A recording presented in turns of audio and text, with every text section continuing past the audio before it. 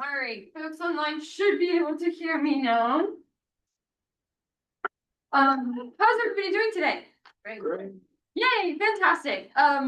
It's really good to see some familiar faces and also some new faces in the crowd today. My name is Brooke Blosser. I'm the Science Communications and Outreach Coordinator. We have a very special Lagoon at Noon for y'all today, but before we get started, I just have a few kind of housekeeping things to get us started for the day. As far as the Marine Resources Council goes, we do have some upcoming events for y'all. This Friday, we have a First Friday Litter Sweep from 8:30 to 10 here at the Lagoon House. And of course, on December 12th, we have our monthly Palm Bay Mangrove Workshop from 9 to 11. If you are a regular volunteer, if you've ever volunteered with us before, we do have a volunteer appreciation event coming up on December 10th. For any of those events, if you are interested in attending, please come see me and I'll make sure that you're set up with our volunteer app online. If you love this presentation today and you would like to see this presentation given to your neighborhood group, your local municipality or club or any kind of organization, reach out to me and we can get that scheduled for this presentation to be given to your group. And just as a general heads up, the Lagoon House will be closed for the Christmas holiday from December 25th through the 27th, and we will reopen on the 29th. For those of you who are in person today, please take a moment to silence your cell phones. On Zoom, you'll notice that the chat is disabled. That being said, please put, if you are in person, and pass around note cards to everybody for questions after the presentation. If you need questions, please raise your hand and I'll pass out more note cards to you. And then if you are on Zoom, you can put your questions in the Q&A. Without further ado, I will introduce our two speakers today. Dr. Laura Wilson, hello, started as the Executive Director at MRC in June of 2024, where she's able to apply a systems approach to ecosystem restoration, encourage data-informed decision-making, which we will learn about today, facilitate collaborations, and encourage lifelong learning. Prior to joining MRC, Laura earned her bachelor's in geology from Washington and Lee University, her master's in earth science from Montana State University, and PhD in geological sciences from University of Colorado at Boulder. We're very lucky to have her all the way back on the East Coast in Florida. Her background is in vertebrate paleontology, specifically studying ancient marine ecosystems that evolved in a greenhouse climate and comparing them to modern systems, like the Indian River Lagoon. Next, we have Mara Skadden. Mara is a benthic ecologist specializing in using benthic and fauna as ecological indicators of sediment health, pollution, and restoration success, which is what she does here at MRC. As Director of Science, she leads the restoration team for living shoreline restoration, manages the mangrove nursery, and oversees conservation land management. And Mara is currently pursuing a PhD in biological oceanography. And that, I will pass the presentation over to our wonderful speakers. Thank you so much. Thank you all for joining us today, both in person and online. We're thrilled to be sharing kind of this year's update to Lagoon Health Overview. So last year in 2024, we revamped what used to be known as the Indian River Lagoon report card and turned it into a digital dashboard and kind of branded it as a health assessment. So it's kind of, you think about it, you go to your doctor, you get a blood panel, and you kind of get good, bad, and ugly of all the different parameters. So that's what we're trying to build out of the new Indian River Lagoon Health Report. So we're looking at 6 different factors this year. And really our big focuses when we redid the presentation of how we do the Lagoon Report is focusing on communication, making sure it's accessible to the general public. It is for non-scientists and educating the public. And we really wanted to focus on open data, so data that are accessible to everyone, not hidden behind paywalls or proprietary data, and then also sharing our methods. And that's really important to the process of science because that makes it repeatable. So anybody, whether they're trained or not, can go in, look what we did, what data we pulled, from where we pulled it, how we analyzed it to get the results that we're presenting. And those were really big focuses of us as scientists and science communicators. That being said, we are always open to constructive criticism from scientists and non-scientists alike. And so we actually had a bunch of very productive emails and meetings over the last year after the 2024 report came out, and we've been able to incorporate some feedback into this year's report. So some of the things that we're hitting on a little bit differently is the seagrass data. So after last year's report, we met with St. Johns River Water Management District to talk about their seagrass data versus other kind of piecemeal seagrass data that you might get from other sources. And we've decided, with a lot of positive encouragement from them, to use the St. Johns River data water set. It is standardized in collection from across the entire lagoon, not just one county here, one county there. And it is systematically done using the same method. So between coverage and methods, it's the most complete data set.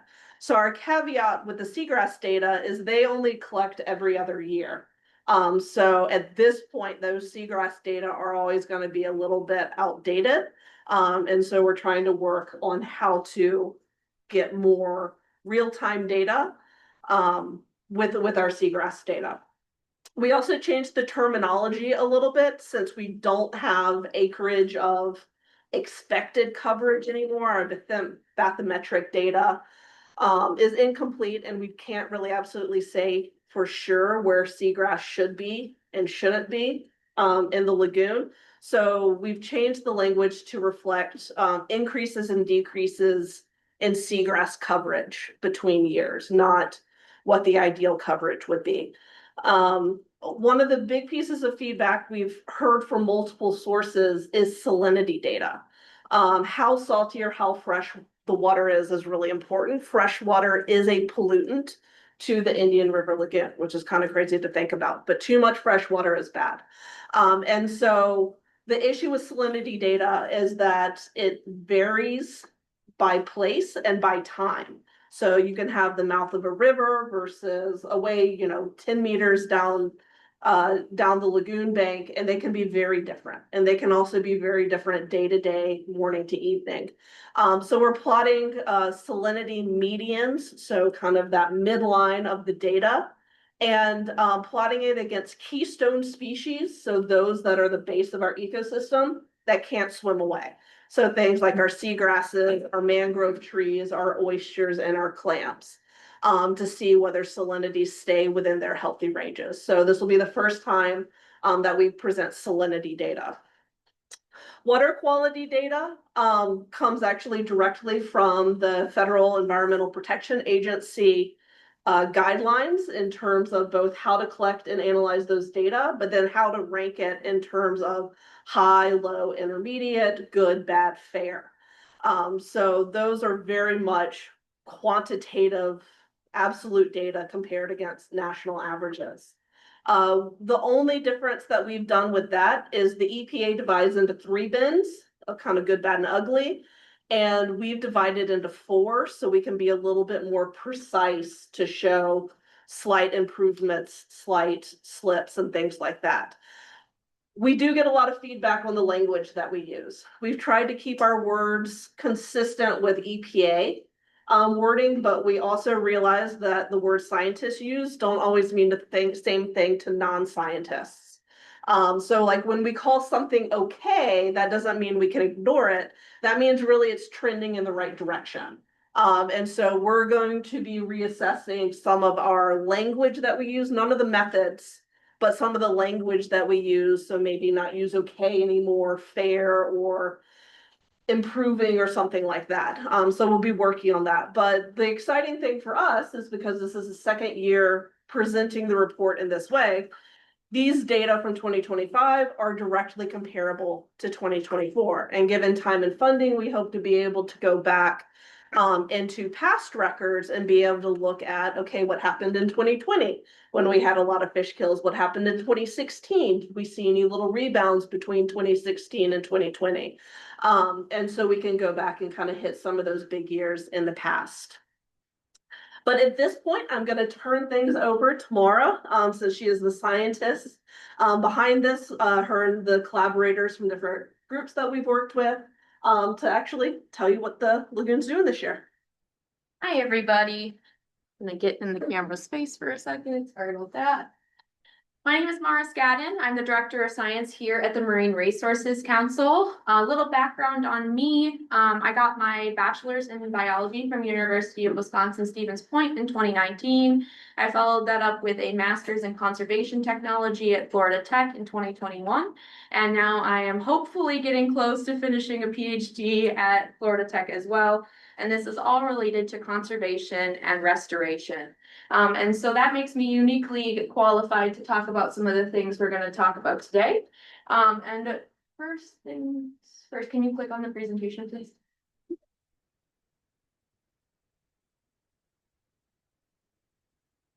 I got it. Okay.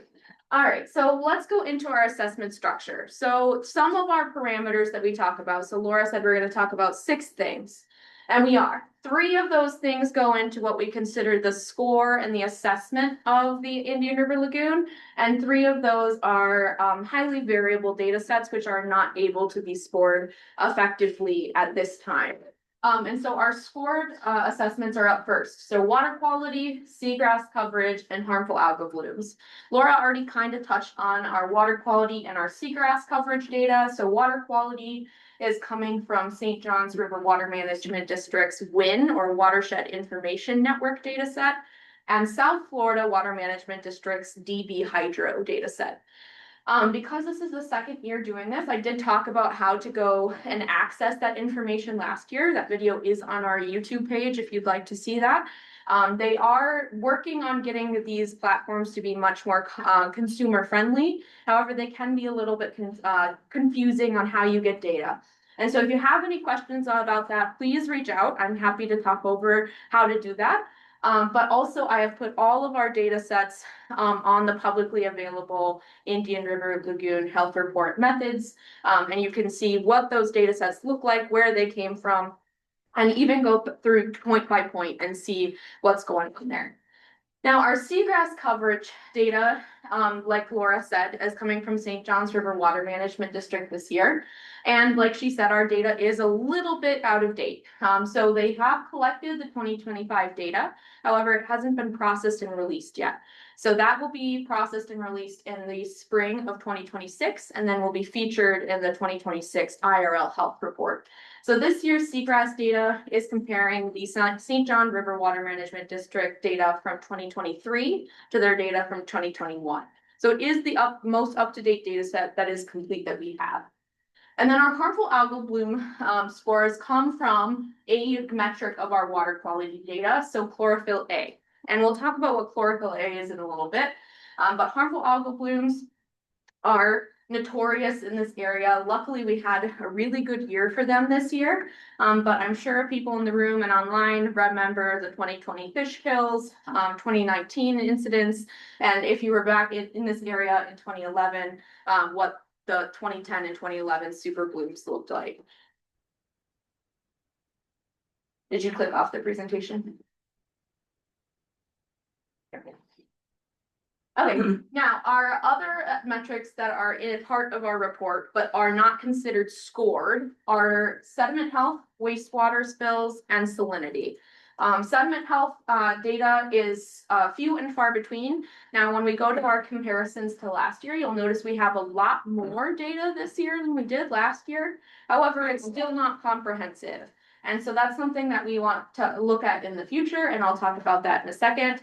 And then our wastewater spills. So our sediment health data came from Florida Institute of Technology, my own personal research, and from the Fox Lab. And then the wastewater spill data comes from Florida Department of Environmental Protection. Now, I will caveat that with these are the spills that were reported to the FDEP. And so there are spills and things like that that sometimes aren't reported or aren't caught. And so those are not reflected in this data set. All right, so our assessment scale. So like Laura said, we use the EPA standards. EPA standards put our scores into 3 buckets. Usually that's good, fair, or poor. Sometimes it's okay, sometimes it's intermediate. It depends on what parameter we're looking at. And so just to reiterate what Laura said, is good means that we're trending in the right direction. Things are looking positive. It doesn't mean stop everything we're doing. It's fine. It means that we're looking at the right direction. Okay means the same thing. We're just not maybe as much as our good. So let's think of that as fair or intermediate. It doesn't mean, oh, the lagoon's okay, we don't need to do anything else.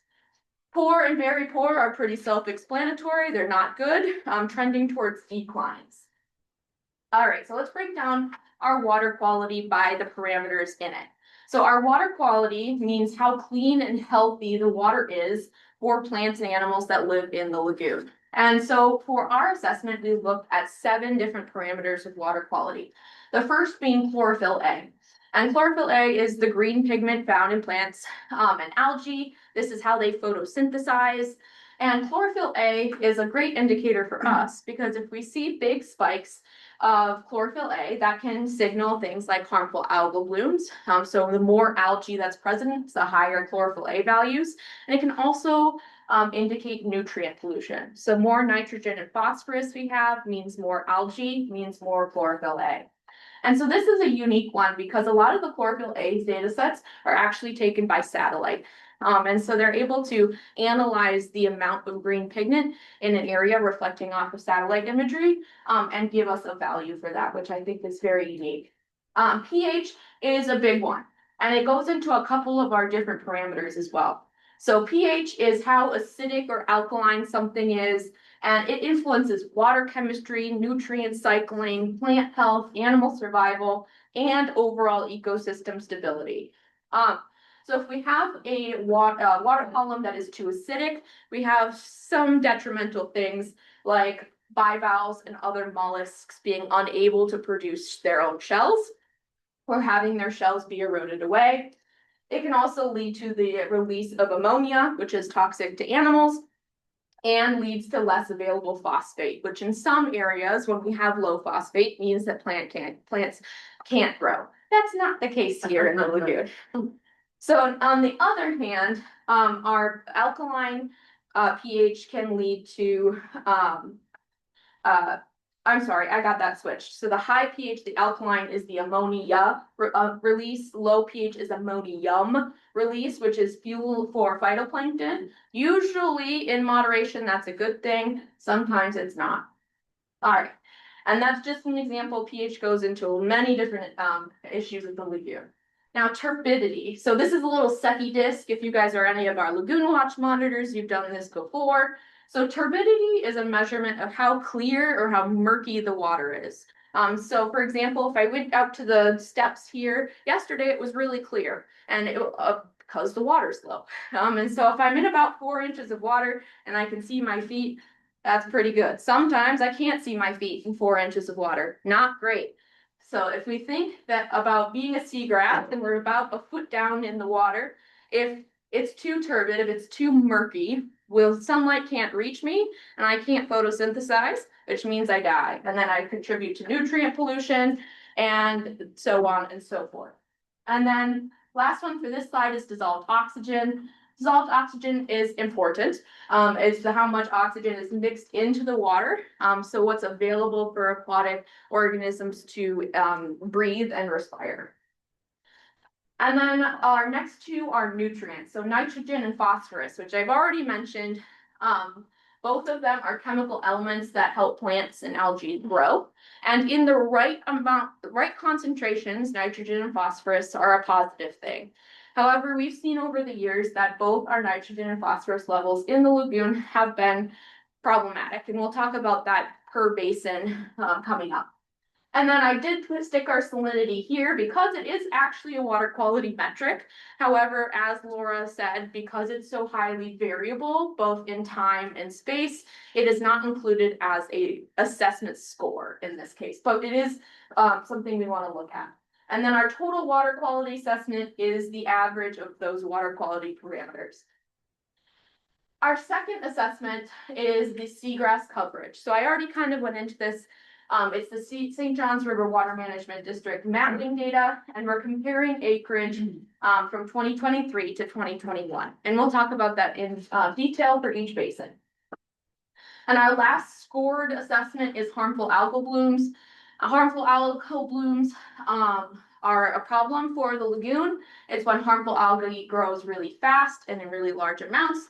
Picture here is from the 2011 super bloom from Palm Beach Post. And these blooms, as you can tell, are very dangerous. So not only are they just physically blocking light for seagrass, but they also, some of these algae produce toxins like saxitoxins and neurotoxins, which is not good for the fish or for us.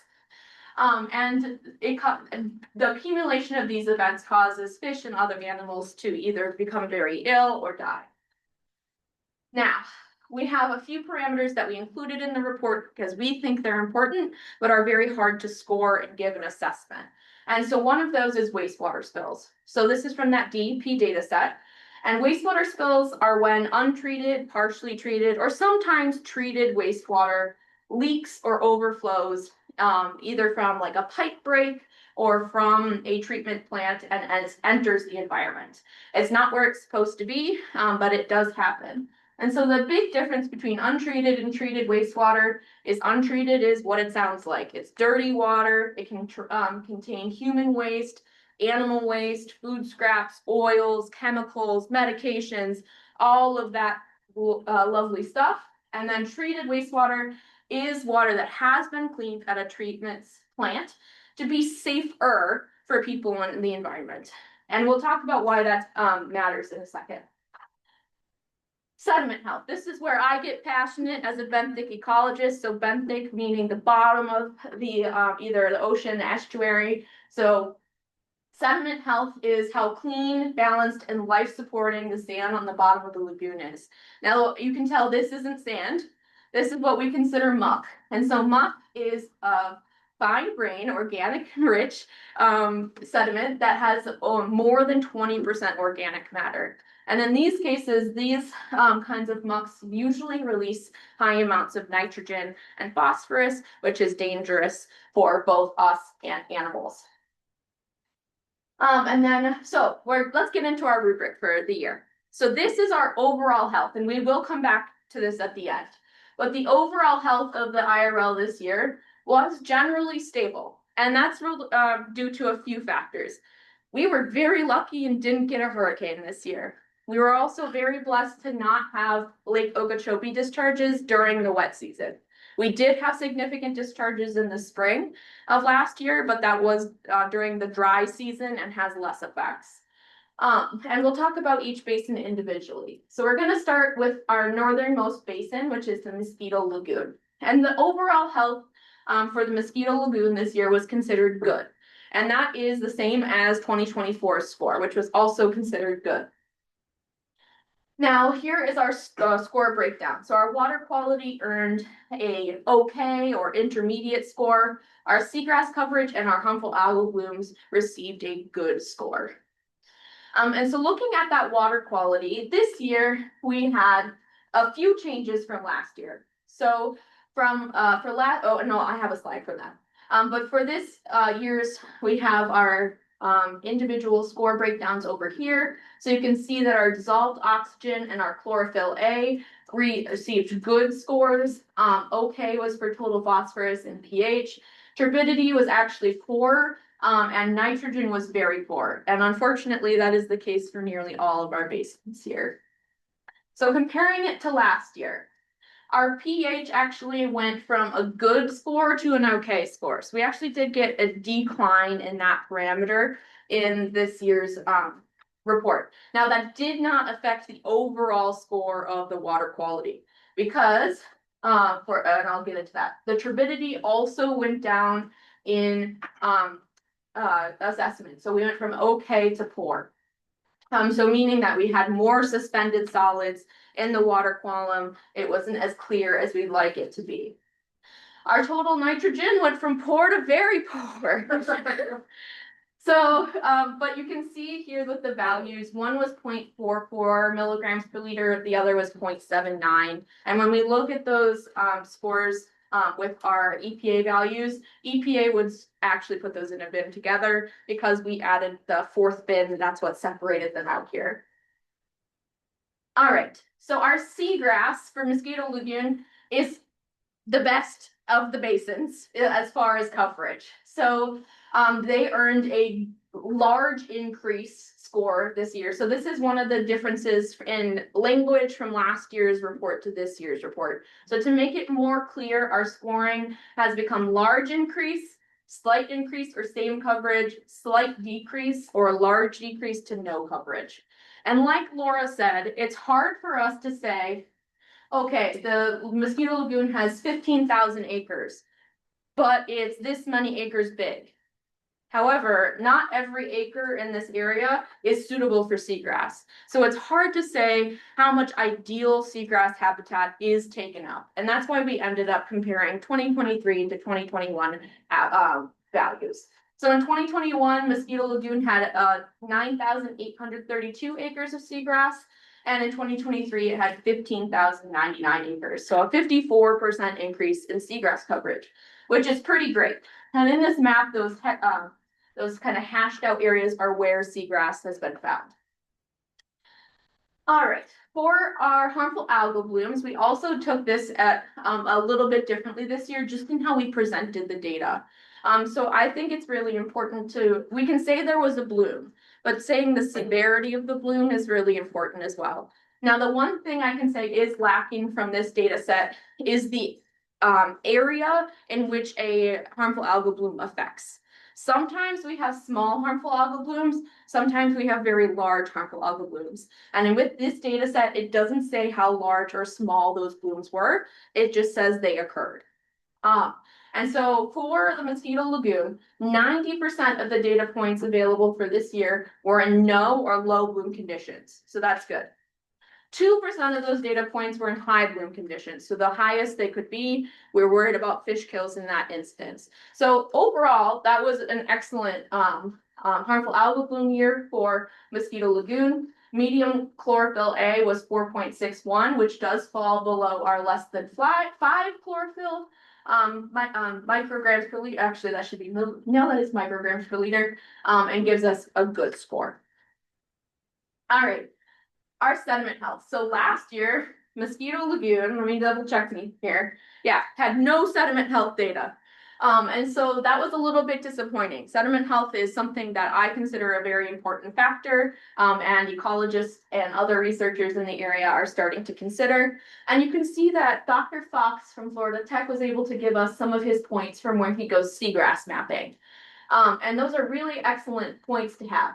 However, for those, for the entire basin, we have 12 points. And so when sediment can vary in a matter of feet, it's hard to give that a score. And so we decided not to. And so it's better for us to be able to represent these as dots and give them a grade as a point rather than an entire basin.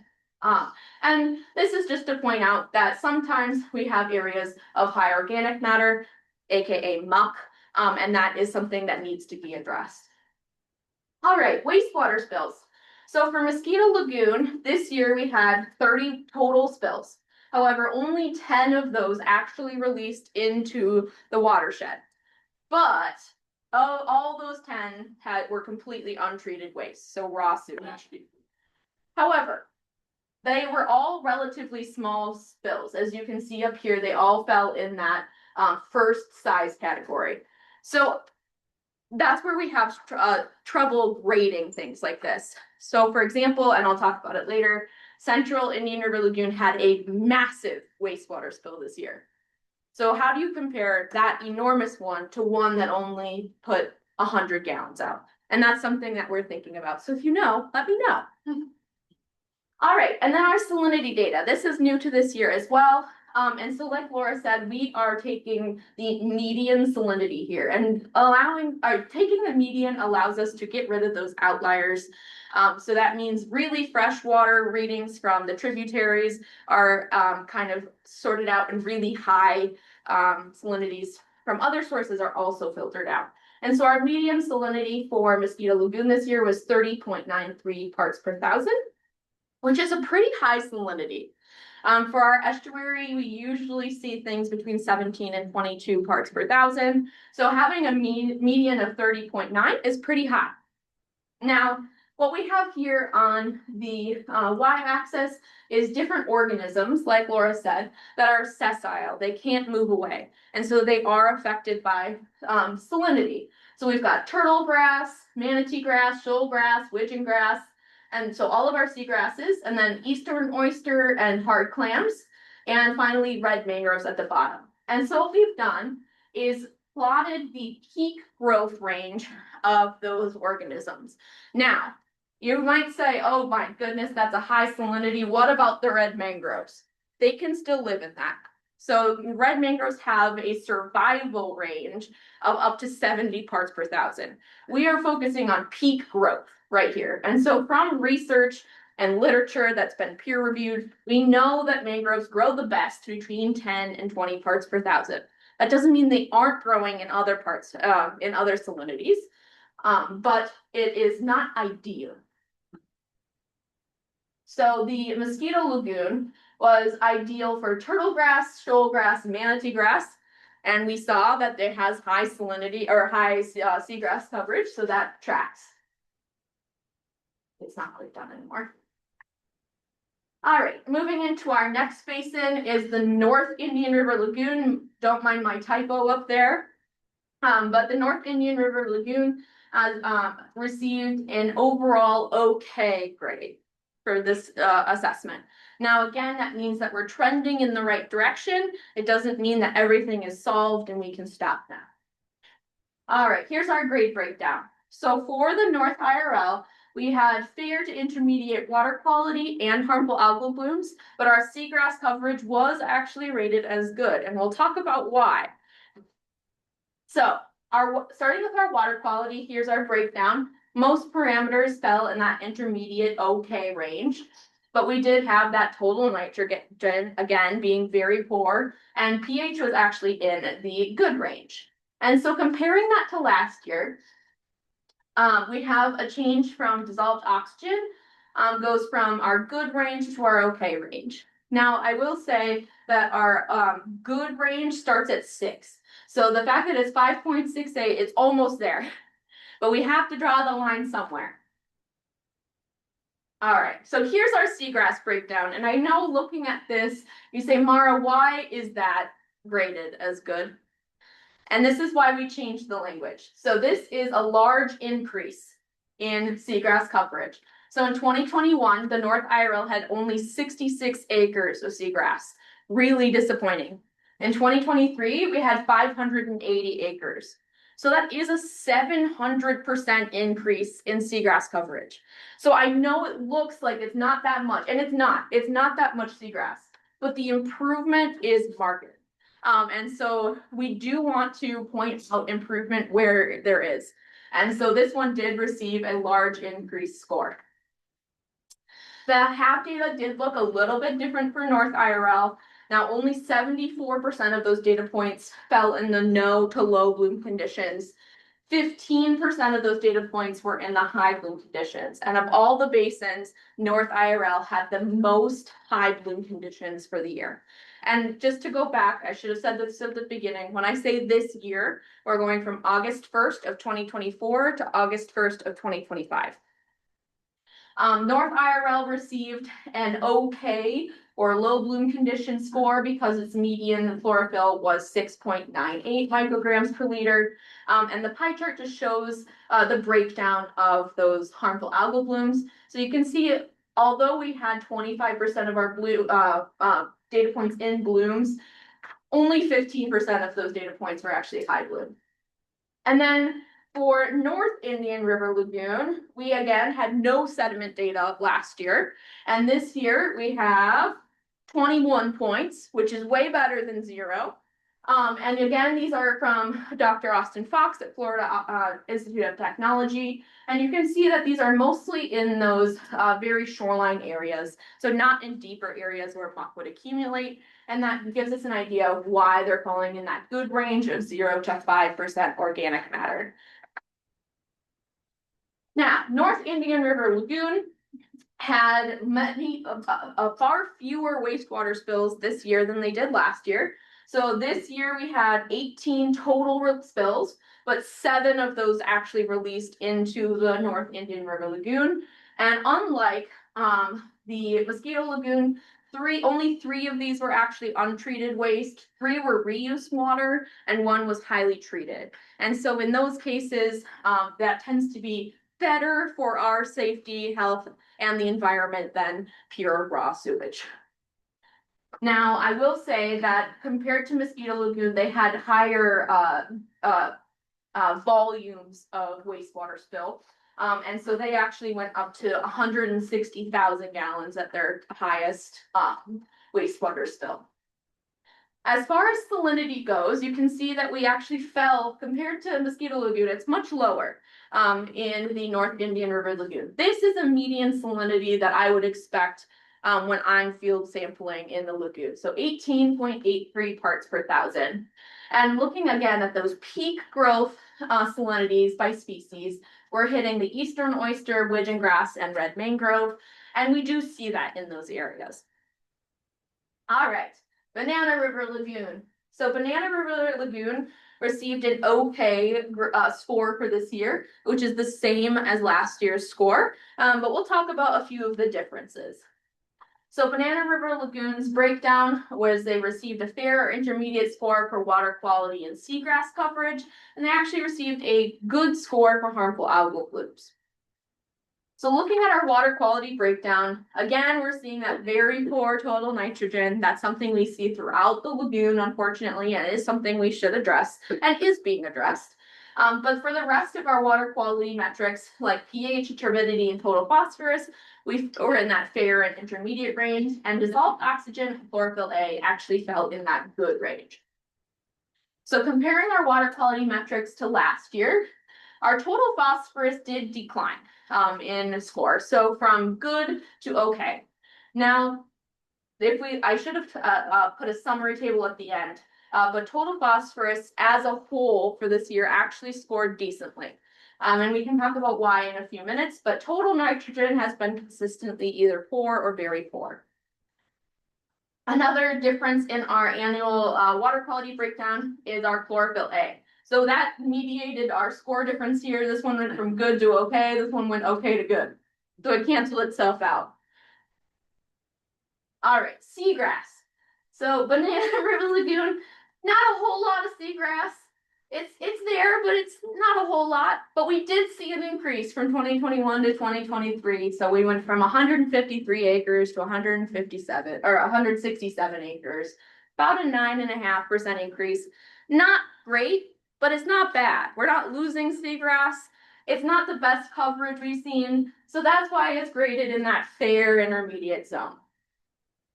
All right, talking about our harmful algal blooms. So in 2024, this received a okay grade, and this year Banana River Lagoon received a good assessment for harmful algal blooms. And that is because 91% of the data points available were in no or low bloom conditions, and only 2% were in high bloom conditions, with a median chlorophyll A value of 3.84 micrograms per liter, which falls under our less than 5 and qualifies as good. Now, we do have a bit more sediment health data for Banana River Lagoon solely because I'm here. And this is from a project I worked on for my PhD and my master's in Sykes Creek. This is a Sorrel funded project. It's environmental muck dredging. And so we take points from 21 different sites across Sykes Creek, which you can see here. But as a whole on the basin scale, overall Banana River Lagoon sediments did look good. Sykes Creek is a notorious problem. It has very little turnover and has really deep areas where muck can settle. And so in some of these areas where you're seeing those red points, we're actually at almost like 12 feet of depth versus ones that are really right next to it. It's almost a slope here. This is only at 2 feet. And so when you have fine grained organic rich material, it settles to the bottom. And so it's all going to end up in what we then call a muck pit. And so Sorrel and other organizations around the lagoon are considering things like muck dredging to get that stuff out of there. All of that muck is bringing more nitrogen and phosphorus into the water column and providing and can cause conditions for harmful algal blooms.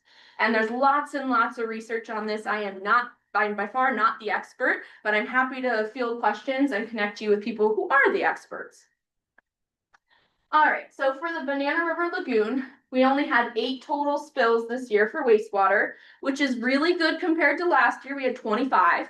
So 8 we'll take, and only half of those actually released into the lagoon, so 4. 3 of those released spills were untreated raw sewage, 1 was treated.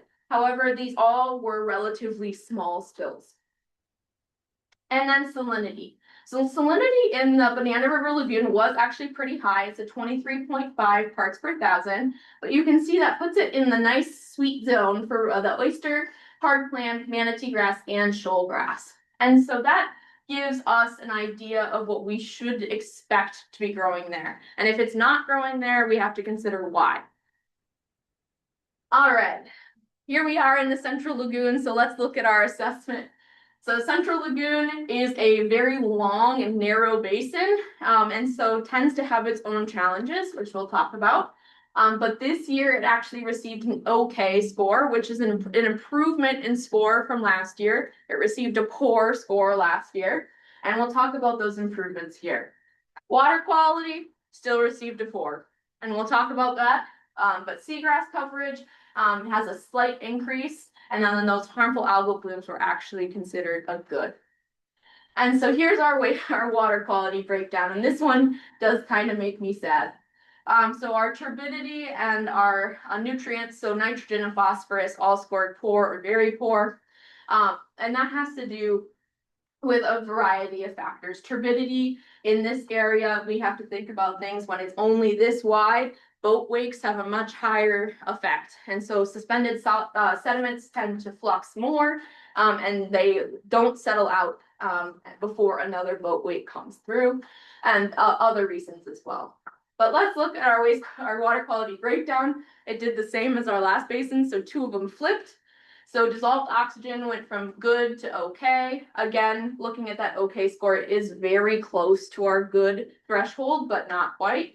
And then our chlorophyll A went from okay to good. All right, looking at our seagrass coverage. So you'll notice we do have a few spots up here, but most of it is down towards the South IRL and the inlet. We have some slight increase in seagrass coverage. So in 2021, that St. John River Water Management District mapping data showed about 1,081 acres, and in 2023 we had 1,237 acres for about a 14.5% increase, which is slight. And so that did earn it a slight increase to same coverage score, which then added up to an increased overall score. Harmful algal blooms for Central IRL did really quite well this year, considering how it's been in the last couple of years. We do experience more harmful algal blooms in these areas.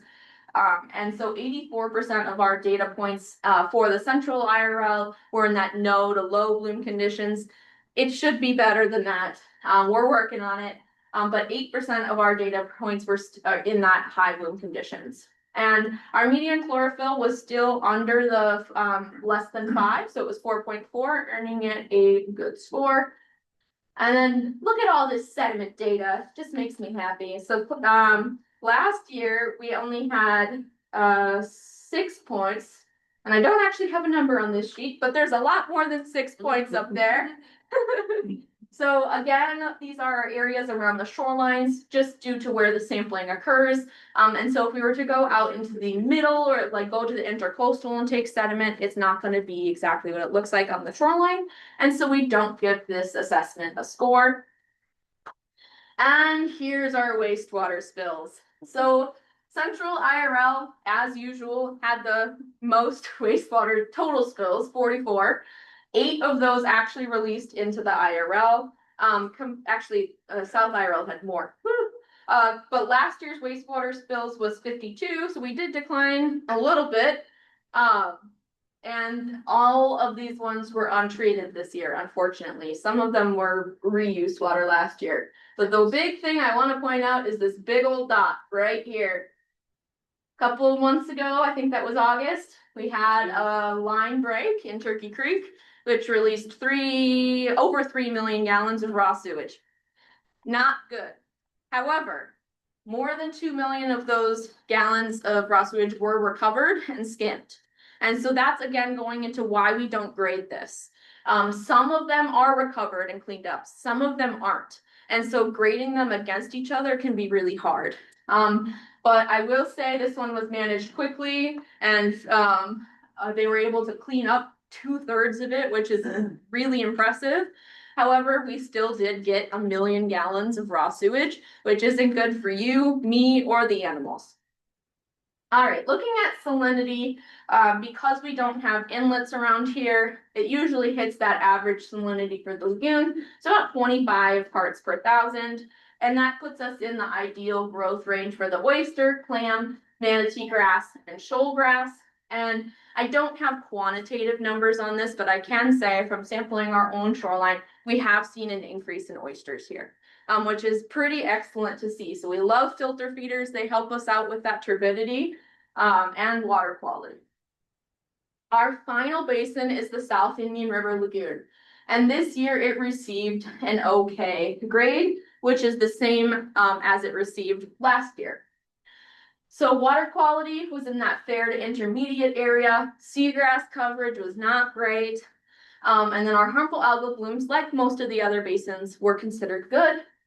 And so looking at our water quality breakdown, here are our parameters. So we actually had the best total nitrogen score in the South IRL as a poor instead of a very poor.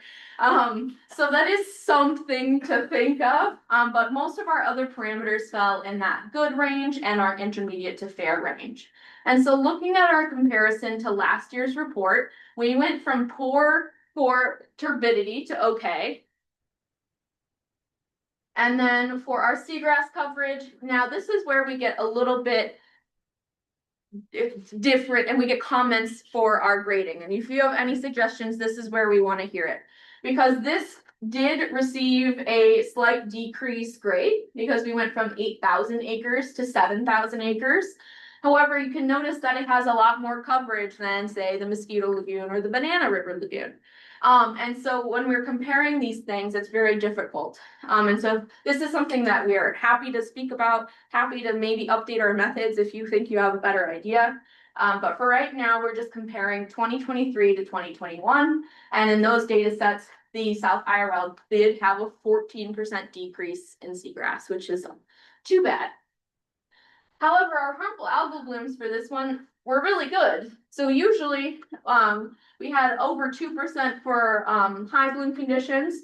We had 99% of our data points for South IRL and low and no bloom conditions versus that 1% of data points in high bloom conditions. And then that median value did fall below our 5 micrograms per liter, putting it in a good score. Now, compared to last year, we had far fewer HABs. And a lot of that can be considered from the Lake Okeechobee discharges or lack thereof.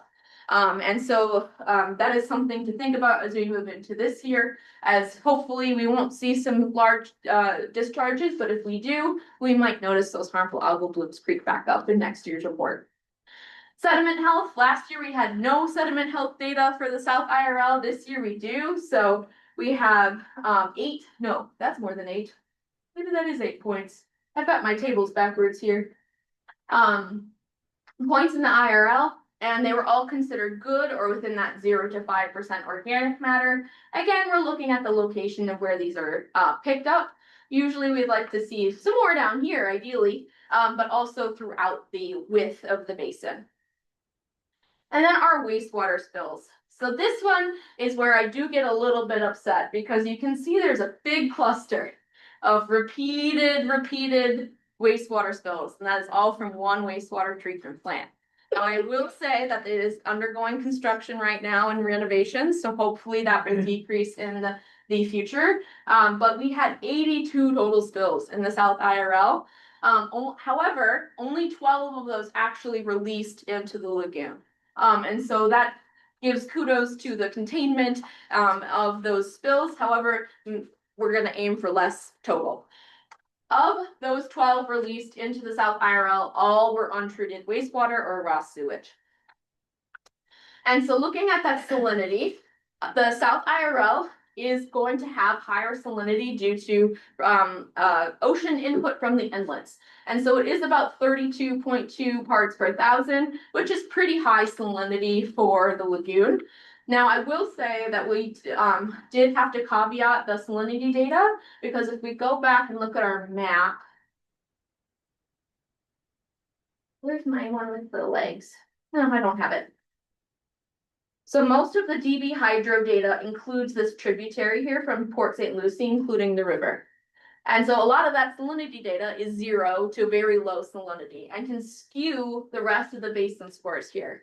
And so I did have to draw a boundary into where those data points came from to accurately show salinity. And so that's where that came from. If I had done the median, including those tributary data, it would have been about 16 parts per thousand, which is not an accurate representation of the basin.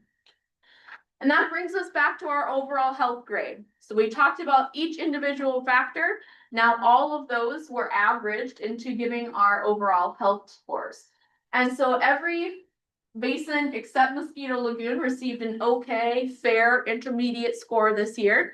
Things were quite stable, and we can talk about why, but we're not anticipating this in the coming year. So we'll see how the coming year goes with storms, with freshwater discharges. There's a lot of things going on. And so we here at MRC are going to keep you guys up to date and let you know what's going on with this. But with that, I'm going to wrap that up. And I know you guys have questions, especially online. So thank you very much.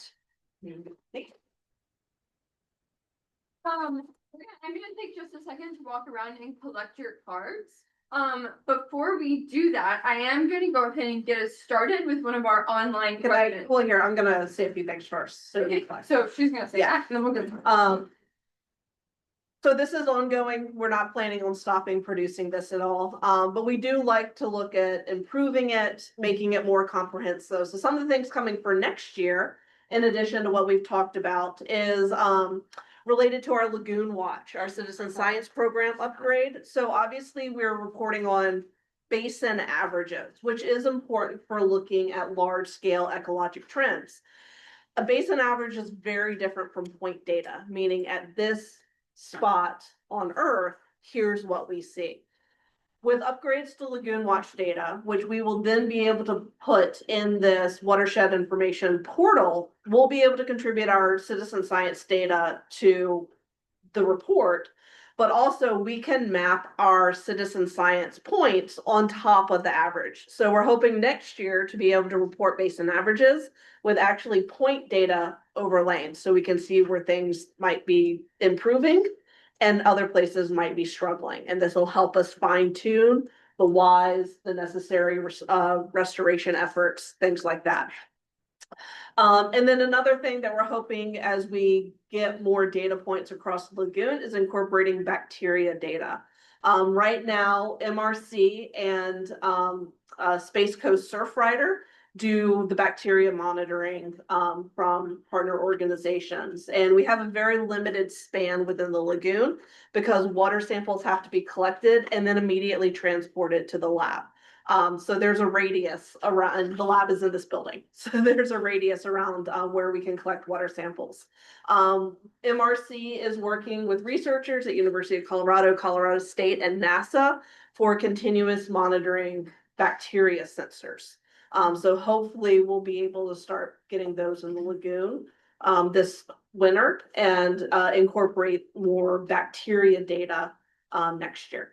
So things that we're already planning for making it a little bit more comprehensive, a few more kind of blood parameters on your annual blood draw as we look at what's to come. But we are now more than happy to answer questions. Oh, sorry. One last thing I meant to mention is that if you go online to our digital dashboard, something that we really like to highlight are partner projects. That's what we're doing around the lagoon, but what all of those other organizations are doing too. So if you go on our website, lovetheirl.org, and look at our report, we have a section called partner projects that will show you all of that beautiful restoration work that's being done.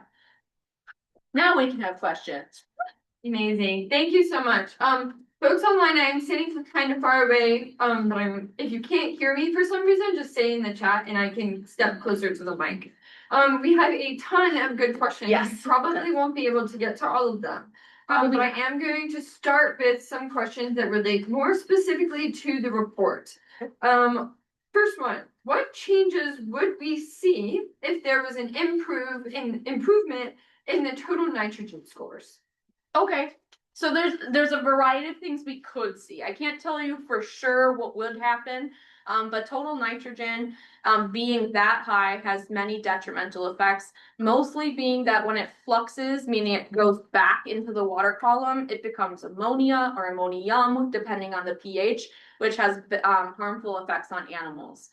So it also affects how many harmful algal blooms we have. So the less nitrogen we have, but again, that nice balance of having some, not too much, not too little, that Goldilocks amount, means that we would have clearer water, healthier fish, and less harmful algal blooms.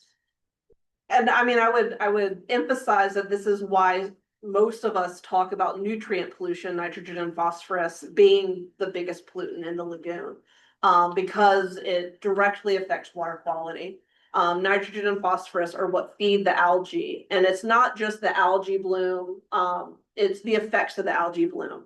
That when those algae die, the bacteria come in and eat the algae, and bacteria are like us, they respire, meaning they breathe in oxygen and spit out CO2. So they are removing that oxygen from the water as the bacteria eat the dead algae. That's what causes fish kills. As you have all of that algae in the water, it also makes the water cloudier, which makes it harder for things like seagrass to photosynthesize. And that's where we see seagrass losses. And then, as Mara mentioned, you also have toxins that can be released from some sorts of algae. So though this is a great question, because those nutrients are what's kind of fueling a lot of the negative parts of the system. It's essential, but too much is not a good thing. So you reduce the amount of nutrients, you're going to reduce the algae blooms, you're going to increase water clarity, you're going to reduce fish kills, and hopefully we would stop seeing some of like the tumors that we associate on sea turtles and dolphins and the release of toxins. Great question from our audience. Thank you. We have another question that relates to some of the metrics of the report as well. This is kind of a two-parter. What does an ideal turbidity score look like? And what does an ideal pH score look like? Sure. So pH, so turbidity, we like water to be clear. So a low turbidity value is best. High turbidity means the less you can see through it. So honestly, the lowest turbidity possible. pH, however, let me check my scores here. And I do think I have it in the slides if we need to go back. Our pH score, our good reading is from 6.5 to 8.0 SU, which is the unit for pH. And that is again based off of EPA standards for eutrophic estuaries. And I will say 7 for pH, 7 is neutral. Yes. So anything above 7 is basic or alkaline, anything below 7 is acidic. And that's where we start seeing our shellfish dissolve their shells. Ocean acidification. That was a fun little chemistry class. Yeah. You guys haven't learned about that one. Gonna take some questions online. There are a lot of questions in the chat box. I bet there are. Sewage spills specifically. So I'm gonna go ahead and preface that. So Mara grabs all of our data from DEP. Yep. And so it's our Department of Environmental Protection, which every spill should get reported. So going back to what Mara says, we can only gather the data that are reported. The data that we gather are everything from a wastewater discharge during a storm, which is usually the reused cleaner water, still high in nutrients, to some contractor or road repair guy accidentally cracking a pipe and spilling 2 gallons. So it is the whole gamut. Not everything is coming out of a wastewater treatment facility. Okay, now we're ready. That helps answer a lot of the questions.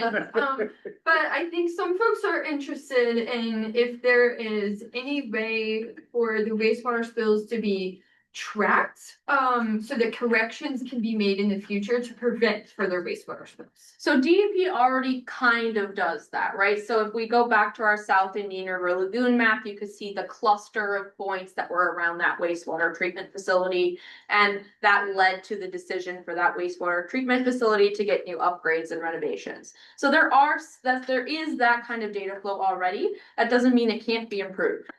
So more reporting, great. We also need to have some mandates for infrastructure. A lot of our infrastructure is out of date and very old, not built for this many people. And so unfortunately that takes money, and money is limited.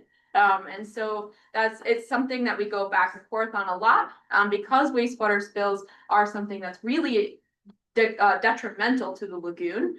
But when we have municipalities saying we can't afford to upgrade. Yeah, we are seeing good improvements right now. So Turkey Creek, that wasn't the plant No. that overflowed or anything. That was a broken pipe that was only at 50% of its lifespan. And so that was something that was completely unexpected. It happened underground.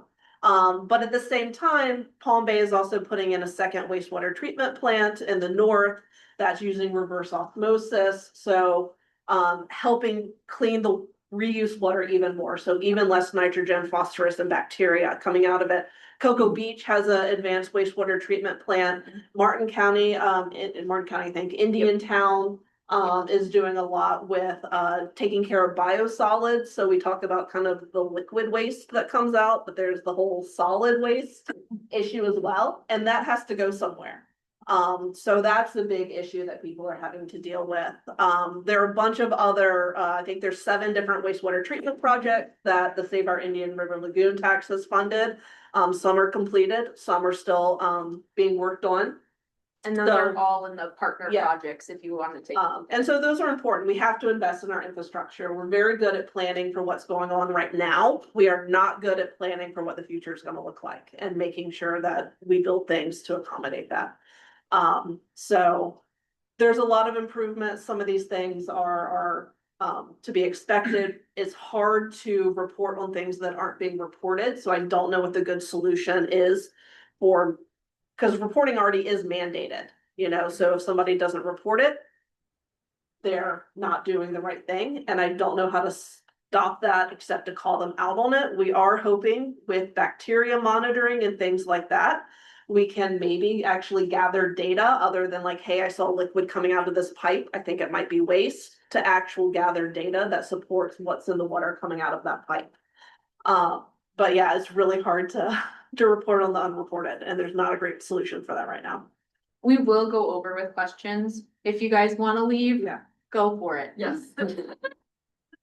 I want to also, one thing, it's in the report online, but we didn't really emphasize, the report goes from August 1 to August 1 in terms of our data. So these data are from August 1, 2024 to August 1, 2025. So like the 14.5 inches of rain that Titusville got last month, and then the wastewater discharges that went along with that because their tanks flooded, those aren't in this report. Those are going to be in next year's report. Yeah, all right. Thank you. We've got a couple more really good questions. Some folks are curious about where your data sets were obtained for each of the different parameters, and specifically curious if we partner with the Ocean Research and Conservation Association for data sets. What data set does that? Sure. So I went through all of our sources for data. I'm happy to do it again. It's also found in our methods. So water quality data is from Watershed Information Network, which is the St. Johns River. Which is DEP. And then DB Hydro, which is South Florida Water Management District's data center. This is all publicly available data. If you Google it, you can find it. Now, like I said earlier, it's not super intuitive on how to use it. It's gotten better. But if you have questions, please reach out. I'm happy to do that. All of our data files and methods are available publicly on our website. So our data sets are limited by who inputs their data into WIN, this watershed information network. So that database, Jess, our research coordinator, can talk to you about it because she's been dealing with it for months now. They have specific data quality standards that are mandated by the state. So you have to use certain equipment within certain parameters. You have to do constant quality control on all of your equipment. So it's very cumbersome on to make sure the highest quality data are going into that database possible. That is why up until now, our Lagoon Watch data haven't gone in, because the gold standard that we designed Lagoon Watch on in the 90s and 2000s is no longer the gold standard of data collection. And then of course, there's a cost with upgrading that. So our Lagoon Watch data haven't historically gone in. They will be going in the future. Florida Oceanographic Society has a big citizen science, especially up the St. Lucie estuary. They use methods very similar to ours. Their data at this point cannot go into WIN. They've reached out and we'll be working with them to coordinate our efforts to upgrade our citizen science programs.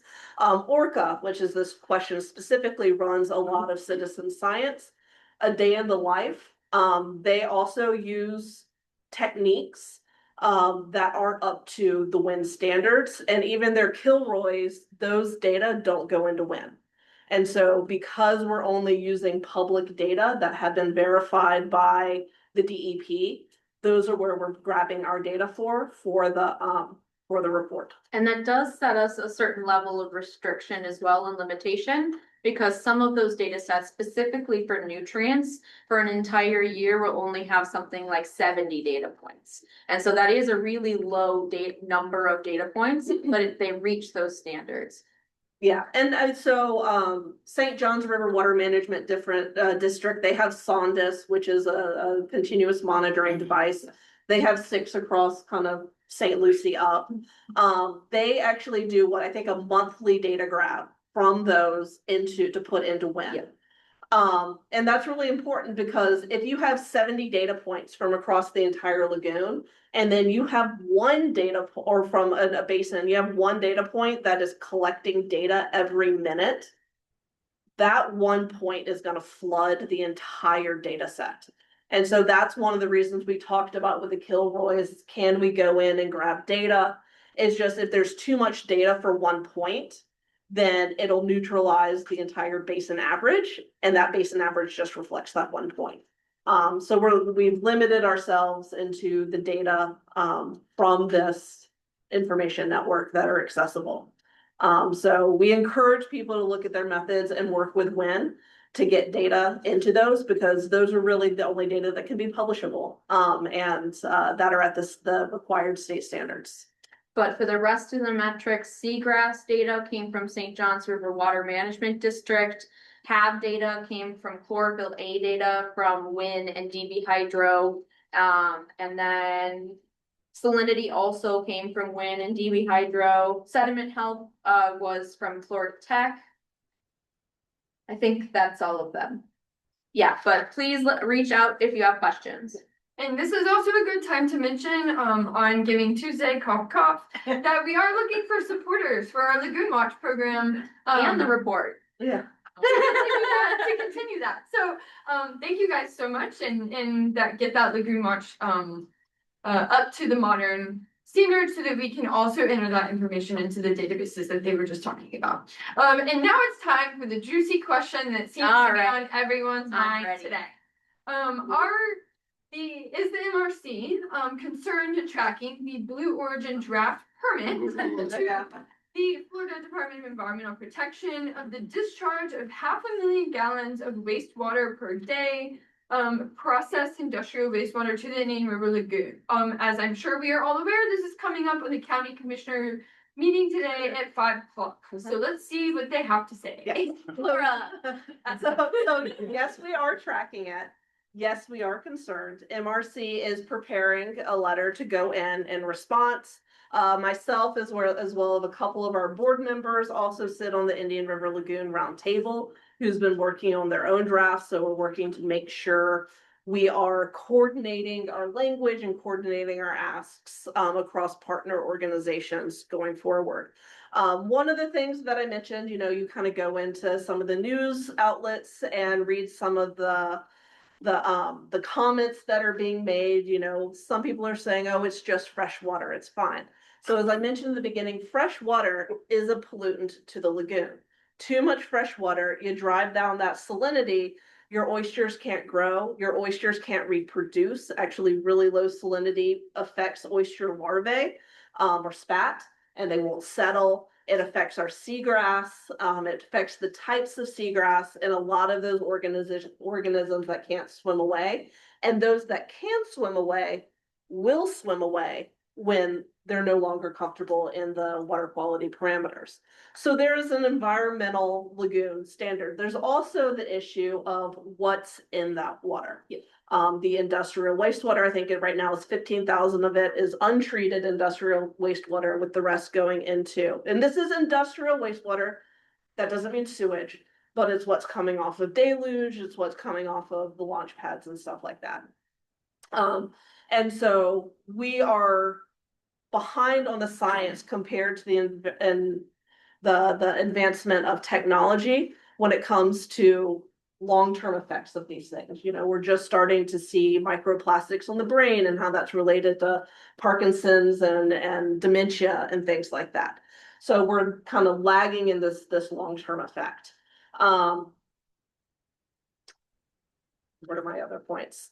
I think one of the things to point out is that some of this, if not all of it, is related to Executive Order 14335, which came out in August and kind of slipped under the radar. And that instructed the Department of Transportation and Transportation Secretary to either remove or speed up environmental reviews associated with commercial launch and landing licenses and permits. So there are issues on all levels. And I don't want it to seem like MRC is attacking NASA, attacking Blue Origin. We are the Space Coast. Where we are here is a part of who we are. But one of the big concerns that I have is this is just Blue Origin. Blue Origin isn't the only company, much less government agency, that's operating at the Cape. And so there's a very dangerous precedent that could be set that then leads to cumulative effects, that if Blue Origin gets to do it, then SpaceX gets to do it, and NASA gets to do it, and the next person who comes in for commercial launches. And this has been kind of the heart of our responses in a lot of our letters, which are public, to things like the heavy launch from SpaceX coming, is that it's not just one event, it's a cumulative series of events that we have to consider. So we are writing a letter, really, for what like the Brevard County Commission is pushing for, hopefully to set a meeting to talk about this with Florida Department of Environmental Protection, since they're the ones that are giving the licenses and permits. So we are following it, we are involved. And we want to make sure that we protect the lagoon, and it really is all about sustainable balance. People aren't going to go away here. Space industry isn't going to go away here. And we don't want it to, but we have to come up with that balance of where growth can equal the environmental concerns. So who, if anybody, is working on the compromise solution? I mean, it's one thing to talk about this is a problem, but it helps if you try to bring a solution. So is anybody advocating for a middle ground? I don't know, Bill. I have missed the last couple of round tables.